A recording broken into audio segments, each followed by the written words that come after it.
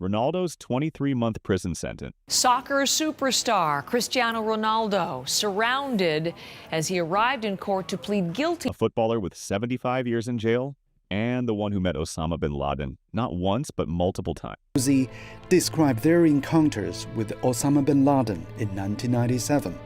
But what about the footballer who was caught running a multi-million-dollar mafia empire? Today, we're not just talking about crimes. We're exposing the most shocking, secret criminal lives of footballers you've never heard about, the most beloved smile in football history, behind prison bars. What? Ronaldinho wasn't just a player, he was pure magic. This man made defenders look like they were standing still. He'd nutmeg you, smile at you, then nutmeg you again just for fun. World Cup? Won it. Champions League? Conquered it. Ballon d'Or?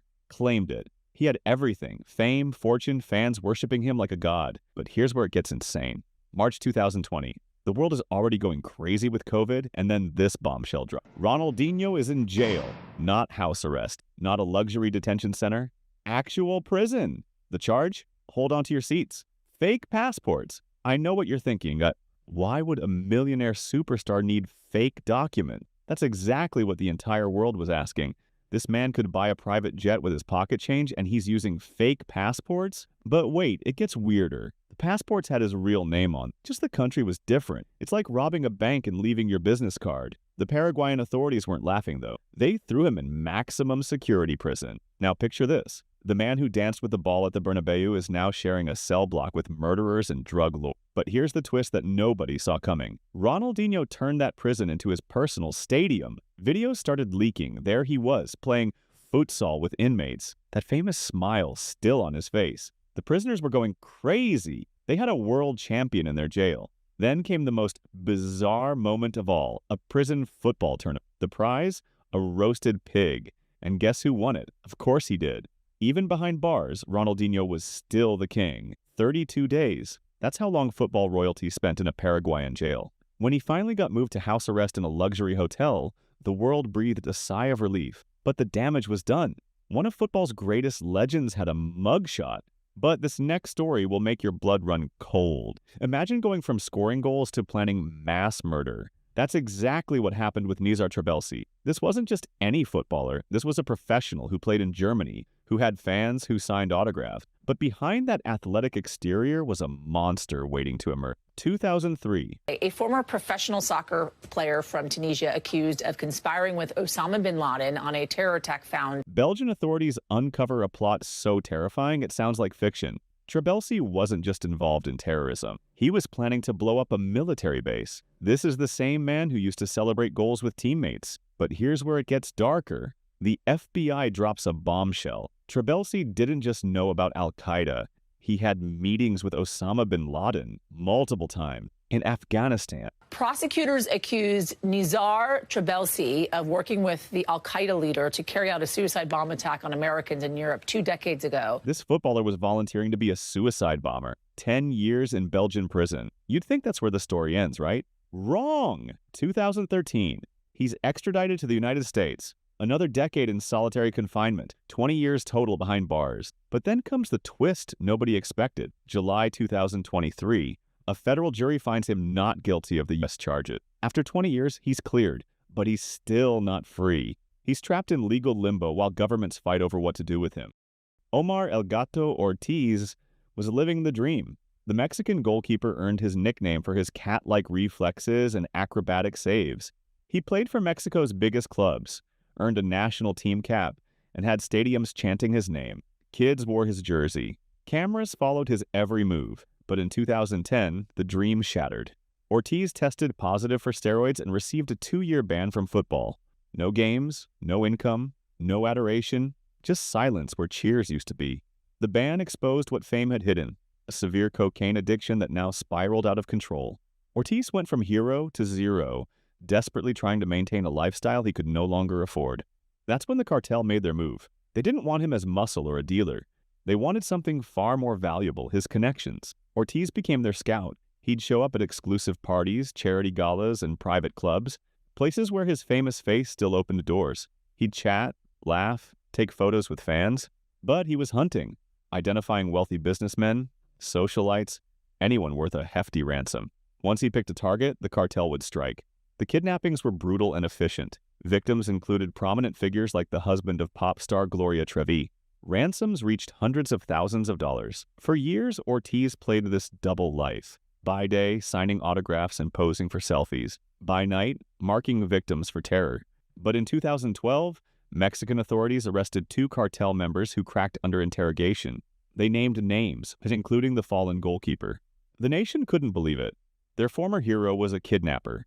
In January 2019, Ortiz stood trial in Monterrey. No fans in the gallery, no teammates by his side.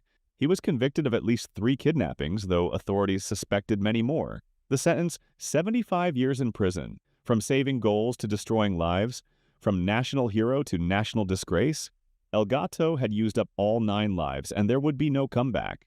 Warning, this next story is so disturbing, it'll haunt you forever. Bruno Fernandes de Souza had it all. Brazil's star goalkeeper, Flamengo's hero, a move to AC Milan on the horizon, millions of fans screaming his name. He was untouchable.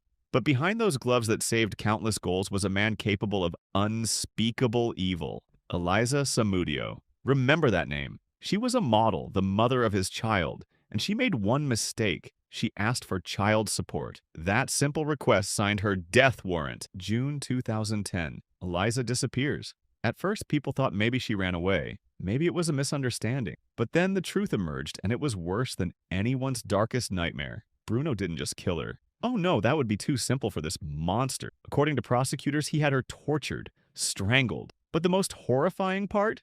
Her body was dismembered and fed to his Rottweiler. The police couldn't even find her remains. She was literally erased from existence. The trial was a media explosion. Brazil couldn't believe their hero was capable of that. 22 years in prison. That was his sentence. His career?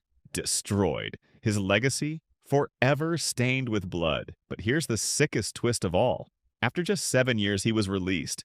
The public went ballistic. A small team actually tried to sign him. The backlash was so fierce that sponsors pulled out, and the deal collapsed within days.